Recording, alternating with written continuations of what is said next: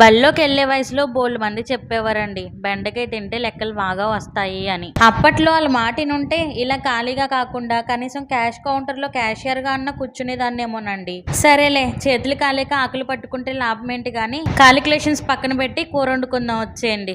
ఇంట్లో బెండకాయ అని వినపడితే చాలండి భయంతో బెంబేలెత్తేస్తారు.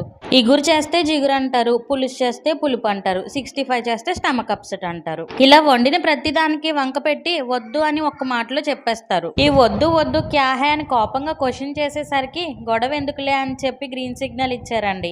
ఇంకేముంది, ఫీలింగ్ హ్యాపీ అని చెప్పి ఫీల్ మై లవ్ సాంగ్ పాడుకుంటూ ఫింగర్స్ అన్నిటికీ పని చెప్పి ఫైనల్ గా లేడీ ఫింగర్స్ తో ఫ్యాబ్లెస్ గా ఫ్రై చేసి హర్ట్ అయి కూర్చున్న హబ్బీ గారిని ఫుల్ ఫిదా చేసేసానండోయ్. ఫీలింగ్ బోర్ అని వెళ్ళిపోకుండా ఫన్ ని ఫీల్ అవుతూ బూస్టింగ్ కోసం ఒక లైక్ కొట్టండి.